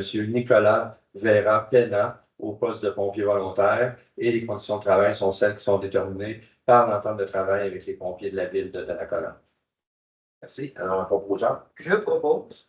Merci, le frère. Quelqu'un est contre? Ensuite, donc, le point numéro 9. On continue maintenant à la deuxième période des questions. Est-ce qu'il y a des questions? Juste un instant, M. Barbeau. Oui. Donc, vous pouvez rester oublié, vous demandez si on avait des questions en ligne. Donc, les gens en ligne jusqu'à 15 heures cet après-midi, on n'avait aucune question là, en ligne des citoyens. De M. Barbeau. Oui. La première question, le 1er décembre 2024, le ministère des Affaires municipales a émis c'est pas une recommandation, c'est un cas 300 mètres d'une voie ferrée pour les nouvelles constructions domiciliaires au point. Oui, c'est avec ce qu'on appelle les OGAT, c'est ça, les orientations gouvernementales dans l'aménagement du territoire, là, OGAT. Effectivement, c'est un sujet qui est, oui, qui a été déposé. C'est des orientations du gouvernement. On a eu l'occasion pour plus tard qu'il y a 2 semaines. On était avec le ministre de la Capitale nationale, M. Jonathan Julien, et on a eu, M. le maire a fait des représentations en ce sens-là, parce que c'est, comme on le dit, là, c'est des orientations. Là, la décision n'est pas prise officiellement, et à ce moment-ci, à Grandeur du Québec, il y a des mémoires qui sont déposées, des recommandations qui sont données en vigueur en lien avec ces orientations-là. La recommandation comme telle, elle dit que le 3 ans, en fin de compte, le 1er décembre 2027, toutes les schémas d'aménagement des MRC doivent avoir qui compte qui fassent ça selon ce nouveau règlement. Ça, selon les orientations actuellement, là, mais ce qu'on nous dit quand même, c'est oui, c'est une orientation qui est là, mais ils sont à l'écoute. Il y a des discussions qu'ils ont à travers le Québec actuellement. Là. Parce qu'évidemment, il y a des endroits où on comprend, il y a des endroits que la voie ferrée est déjà là, à côté de résidences déjà construites. Là, on parle des prochaines, mais il y a des enjeux économiques et sociaux à bien des endroits. Donc, pour donner comme ça, c'est pas IEM, oui. Ça retarde leur projet. Non. Bon, pour le moment, c'est pas retardé. Là. Les gens de l'IEM continuent de se mobiliser. Là. Vous allez voir justement cette semaine, là, ils vont sécuriser les clôtures. Là. Ils vont continuer le travail de nettoyage et d'installation de leurs cellules pour débuter la décontamination de ça. Et une autre question, c'est le montage financier. Peut-être Mme Lambert, montage financier de biogaz, des GNR, la régie régionale, gestion matérielle, le Portneuf. As-tu un coût pour la régie et as-tu des revenus anticipés pour la régie? Je n'ai pas les papiers, je n'ai pas les. Vous me dites, répétez votre question, s'il vous plaît. Le biogaz, Oui. c'est des GNR. Oui. Oui. La régie, oui, la régie régionale gestion matière de la Portneuf, est-ce qu'elle a des coûts donc pour ce projet-là, des déboursés, en fin de compte, pour ce projet-là? Est-ce qu'elle a des revenus anticipés pour ce projet-là? Il y en a été discuté. Cependant, le dossier il est comme retardé. Pas retardé. Il n'est pas à point. Si je peux dire ça comme ça. Donc, pour l'instant, il n'y a rien qui se trame pour ça. Et dans la séance du conseil, on parlait de la phase 3. Combien il y a de portes pour la phase 3, par exemple, sur le tour? Au total, la phase 3, c'est un regroupement de toutes les prochaines phases qui doivent se faire. Là. Donc, au total, on parle de potentiel de 350 nouvelles portes. Là-dedans, il y a une vingtaine de portes des maisons familiales, environ 36 pour des unités jumelées, et la balance, c'est pour du multilogement. Les débordements, le réservoir, je suis encore le mettre dans l'opération en ce moment. Oui. Le deuxième, il est à construire. Le deuxième, c'est plus sur le boulevard Victorin, ça va être normalement, on devait le faire cette année, mais il n'y a pas de lettre de compte. On a la confirmation, on est accepté au niveau du ministère, mais on n'a pas eu la lettre de confirmation de l'aide financière. C'est là qu'on attend. Parce qu'il y a plusieurs municipalités qui ont émis des moratoires sur des nouvelles constructions. On parle, mettons, Lévis, Trois-Rivières, Sherbrooke, etc. Oui. Puis, quelle est la capacité de la ville en ce moment pour des nouvelles constructions? Je vous dirais que si on fait la comparaison, je sais qu'il y a plusieurs villes, puis on peut parler entre autres de Lévis, qu'on a grandement entendu parler récemment, là. Mais dans notre cas à nous, avec l'arrivée de cette phase-là de Hope sur le fleuve, par exemple, en combinant ce qui est en train de se faire pour notre plan de gestion de débordement, nos étangs aérés, l'échéancier de ces deux travaux-là sont en parallèle. Donc, il n'y a pas de. Le ministère de l'Environnement n'émet pas de restrictions actuellement en lien, mais il y a quand même, sur le fleuve, le promoteur a une demande de certificat d'autorisation du ministère de l'Environnement qui est déposée pour ses futures phases. Mais ce que les analystes du ministère de l'Environnement et de la lutte au changement climatique nous mentionnent, c'est que justement, là, nous, on a fait les devoirs qui nous étaient demandés dans notre plan de gestion des débordements qui datait de 2019. Donc, tout est en lien pour que ces projets de développement ne soient pas bloqués. S'ils sont bloqués, c'est pour une autre raison que ceux-là. Ouais, parce que notre réservoir de rétention Victorin Sainte-Anne est en fonction. Là, on a ces étangs-là qui sont en train de se refaire depuis le mois d'août passé. Puis ce qui va nous rester dans le plan de gestion de débordement, autre que la séparation des réseaux qu'on fait dans chacune des rues, comme la rue de l'Île actuellement, là, qu'on sépare les réseaux, il va nous rester quand même un réservoir le long du club de golf, mais plus vers la fin des années 2020. Là. On parle de 28-29. Un plus petit réservoir que ce qui a été mis à Jean-Baptiste Matte, mais ça va être une des dernières étapes. Ça va avoir pareil. Non. Ouais, les conduites réservoirs en dessous de la côte Victorin, ça, c'est lorsqu'on va faire la rue Victorin pour nous permettre de séparer les réseaux. On va devoir faire ces deux conduites-là, réservoirs, en dessous de la côte, puis en dessous du terre-plein, au centre de la rue, le long du boulevard Victorin. Mais il va y avoir un autre réservoir qui est plus à l'extrémité ouest du terrain de golf, là. Mais de plus petite envergure, mais quand même, là, il va en avoir un qui va compléter les travaux de l'ensemble de notre plan de gestion de débordement. Ça, vous ne voyez pas de problème, mettons, de permis de construction versus il n'y aura pas de moratoire. Non. Si on n'avait pas fait ça, nous, on en aurait eu, c'est sûr. Mais là, nous, c'est entamé, le réservoir, c'est une des raisons pour lesquelles, justement, le réservoir Jean-Baptiste Matte a été fait. C'est une des raisons pour lesquelles on a travaillé pour les travaux majeurs aux étangs aérés. Toute la pluie qu'on a eu au mois de mai, étant donné que le réservoir Jean-Baptiste Matte était en opération, en as-tu eu des débordements pareils? Non. Depuis qu'il a été en opération, je dirais, je ne sais pas la date exacte, là, mais je dirais juin 2024, il n'y en a plus. Ouais. On est vraiment en deçà des normes qui nous en permettraient 7 par année. Puis on n'en a pas eu à zéro. Disons, une dernière question.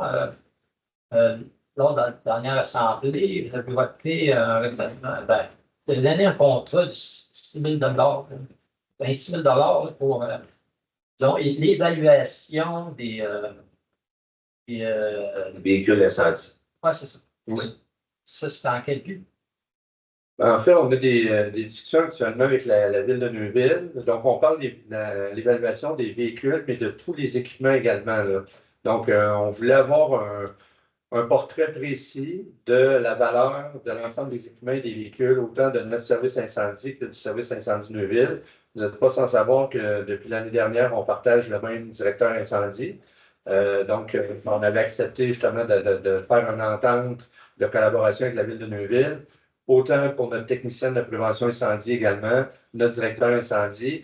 Donc là, on a pu discuter avec eux pour analyser, explorer peut-être la faisabilité de regrouper donc, les services incendies. Donc, on est dans la validation de certains éléments de données là, pour être sûr qu'on compare les bonnes choses. Là.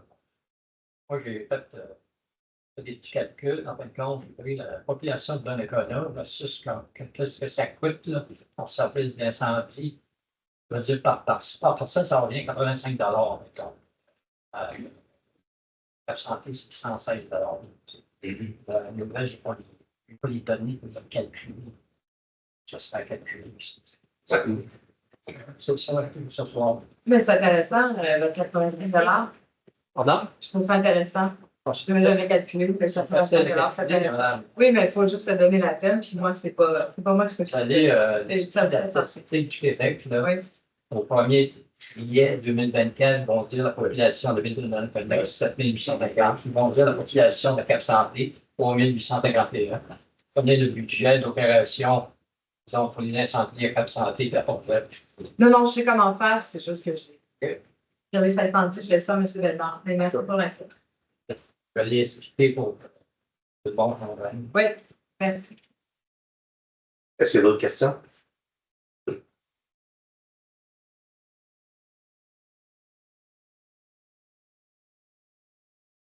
Il n'y en a pas beaucoup que j'intervienne apparemment, là, mais je vais faire pareil.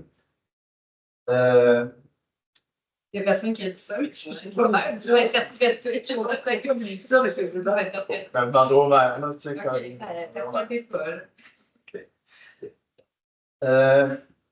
Quand vous avez parlé de surplus, excusez-moi de revenir sur ça. Oui.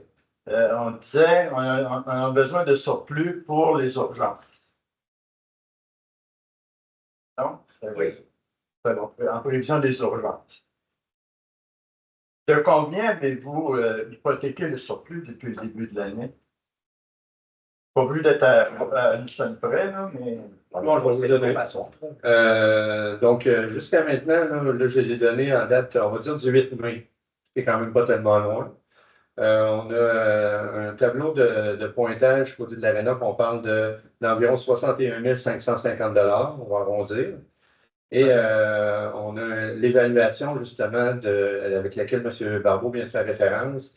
Donc, on parle d'un 3 550 $ parce que la facture totale de 7 000 $ était partagée à 50-50 avec la ville de Neuville.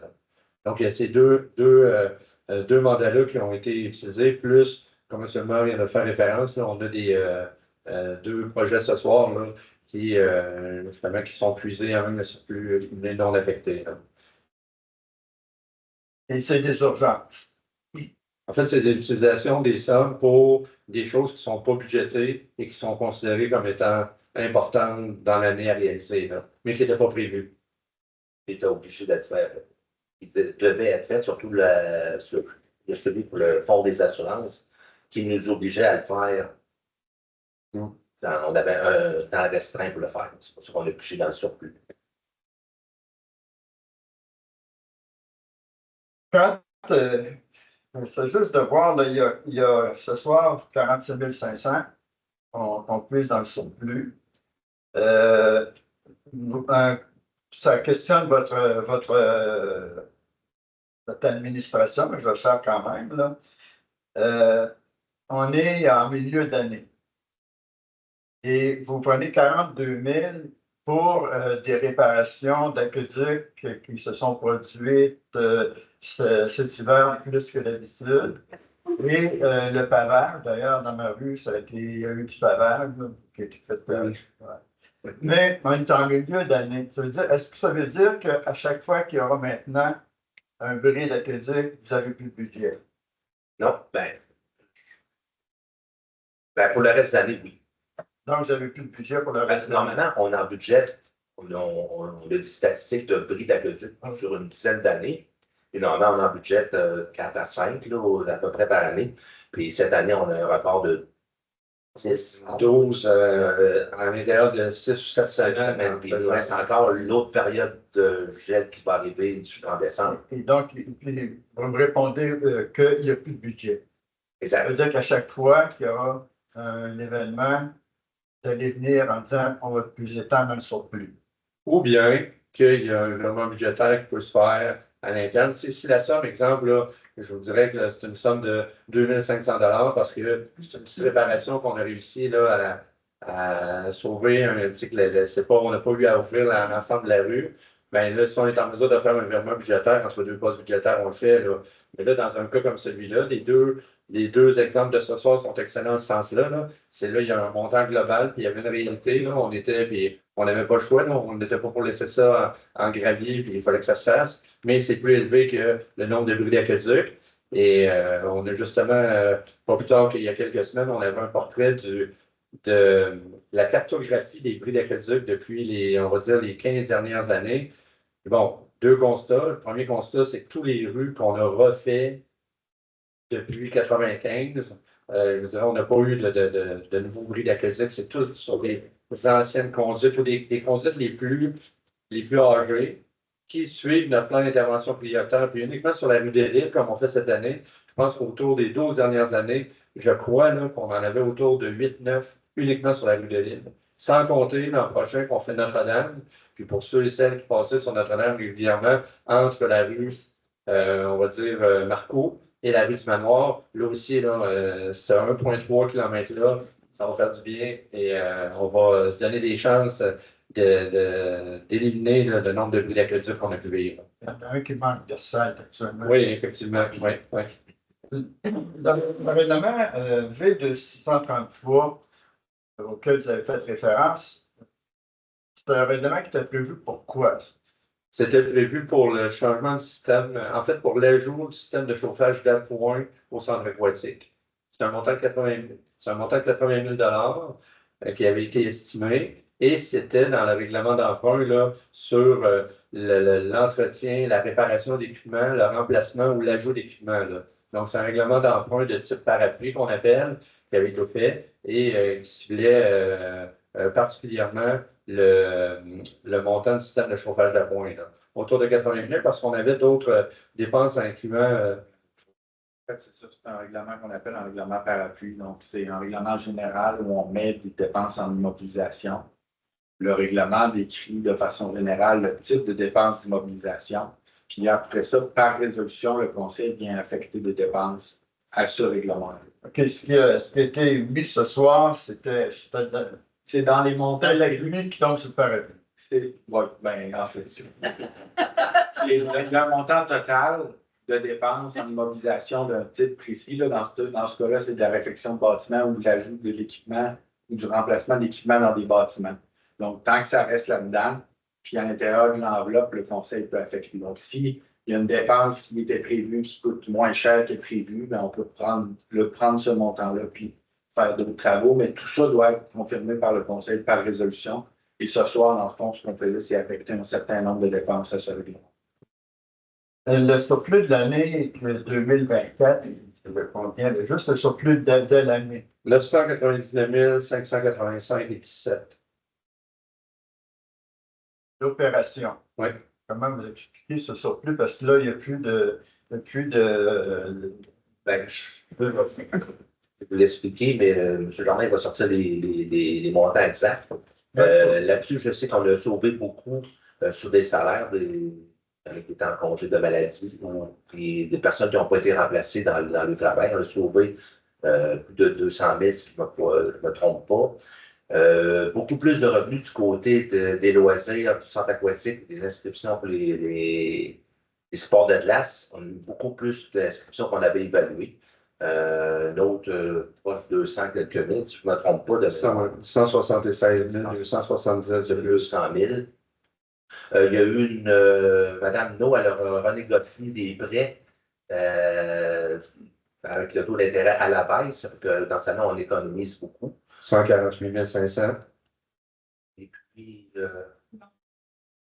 350 000 à peu près, je m'en souviens. Non, mais On a les droits de mutation. Le droit de mutation, c'est vrai qu'il était plus élevé que prévu. On avait quand même déposé un budget avec 300 000 en droits de mutation. On se disait, lorsqu'on l'a préparé à l'automne 2023, avec le contexte économique, l'inflation à ce moment-là, on se disait là, peut-être que le nombre de transactions immobilières va être moindre. Les taux d'intérêt étaient hauts. Mais malgré tout, là, on le voit, là, le marché est encore un peu très élevé. Là. Donc, on a eu quand même 148 500 de plus de droits de mutation en 2024. Donc, on avait budgété 300 000, on a eu pratiquement 450 000. Là. Il y a eu également des dépenses de déneigement moins que prévu en 2024. Donc, on parle, là, si on exclut les salaires, on parle de 58 775 de moins. Donc, d'économie. Et au niveau de la taxation, il y a eu un petit peu plus de modifications que prévu dans certains dossiers. Donc, on parlait d'à peu près 28 000. Là. Donc, des transferts non prévus, la péréquation, on a eu plus d'argent que prévu. On parle de 141 000 à peu près. Donc, si on additionne tout ça, là, il y a une partie autre sur le 999 000 là, qui pourrait être ventilée d'à peu près 40 lignes, qui représente 41 102 là. On va se tenir de faire la distinction de tout ça. Là. Dans ce que vous venez de dire, M. Germain, Ça veut dire que vous avez le fait qu'on a eu moins de neige contribue au surplus. En fait, dans les locations de camions particulièrement, là, c'est là qu'on s'en rend compte. Lorsqu'on fait moins d'opérations de location de camions, c'est sûr que ça nous crée une certaine économie parce que c'est sûr que le temps de main-d'œuvre, lorsqu'il n'est pas affecté au déneigement, mais il est affecté à autre chose pour nos employés permanents, tandis que la location de camions, lorsqu'on n'a pas de neige qui tombe, on n'en loue pas, on ne va pas porter le tout au dépôt à neige, donc on ne réaffecte pas ces sommes-là. Là. Il n'y a pas tellement longtemps, il me semble, dans une réunion, vous avez prévu un genre de pot, si on veut, là, De réserve. pour la neige.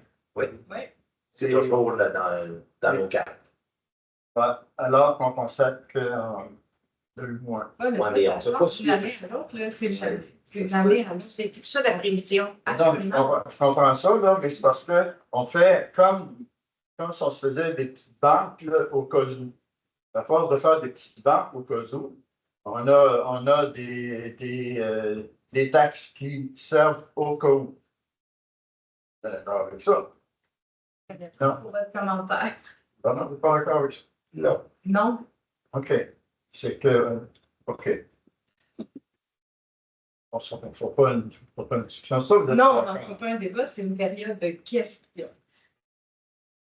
Ouais, mais si on veut avoir des réponses, peut-être qu'il faut siéger au conseil aussi. Il y a Non, peut-être on plus va de poser des chances. questions. Pardon? Juste poser des questions. J'en pose. Non, ça, oui. Une chose, M. Germain, j'attends toujours la planification stratégique. Oui.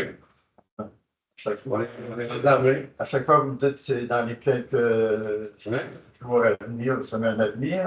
Oui, là, je peux vous dire que dès lundi prochain, avec les gens du conseil en comité de travail, on avance la question. Vous devriez avoir un dépôt, je vous dirais, d'ici, possiblement d'ici juillet.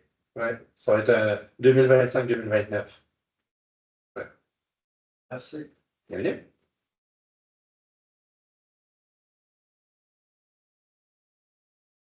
C'est un commentaire avec une question. On fait le tour de la ville. Là. Disons, le plus de secteurs que vous fréquentez, limite pas, ça On est conscient. On est conscient. On a justement adopté un règlement pour les Est-ce qu'il y a d'autres questions?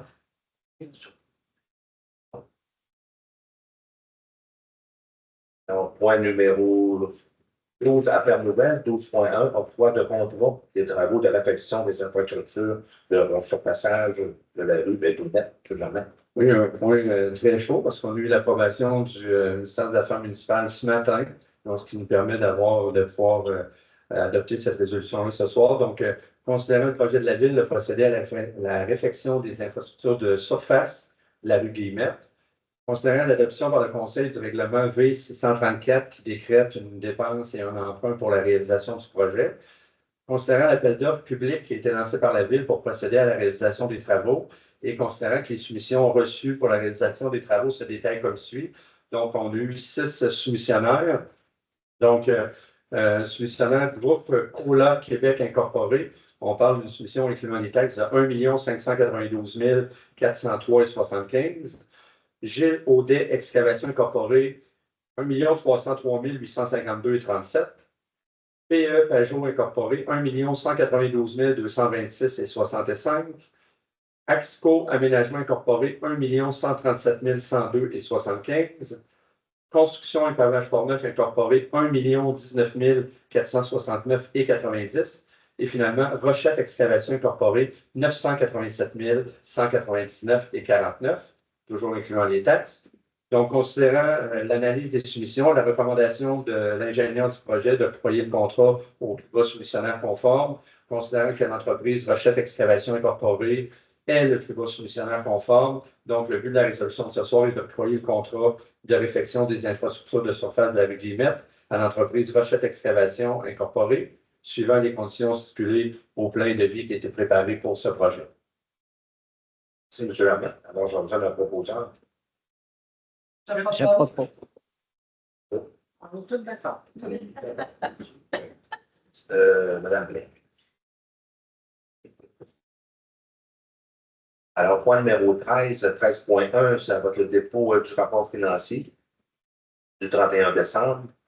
Donc, c'est ce qui a été déposé en début de séance. Séance. Alors, 13.2, le dépôt de la liste des personnes embauchées par le directeur du service des loisirs de la culture de la vie communautaire, conformément au règlement V601, je le remets. Oui, donc, comme vous le dites, conformément à l'article 6 du règlement V601 qui concerne la délégation au directeur du service des loisirs de pouvoir embaucher certains postes pour les besoins du service. Donc, Maître Gignac dépose la liste des personnes embauchées qui est soumise par le directeur du service des loisirs, de la culture de la vie communautaire. Donc, les personnes suivantes ont été embauchées. On parle de Annabelle Gagnon au poste de préposé étudiant en soutien administratif avec une rémunération de 16 et 10 et Chloé Chapados au poste de préposé au mini-pot avec la rémunération de 16 et 10 également. C'est M. Germain. Étant 13.3, le dépôt de la liste est déboursé. Alors, la liste des chèques émis pour un montant de 6 859,22. La liste de dépôt pour 310 662,55. La liste des prélèvements émis pour un montant de 147 718,34. La liste est déboursée du 6 au 21 mai. 13.4, c'est le dépôt des états comparatifs des revenus et des dépenses du 30 avril 2025. Dépôt. Et point numéro 14, votre lever de la séance, on vous donne un proposant. Je propose. M. Belmont. Merci. Alors, ceci conclut la séance du conseil du 26 mai. Bonne soirée. Bonne soirée. Bonne soirée.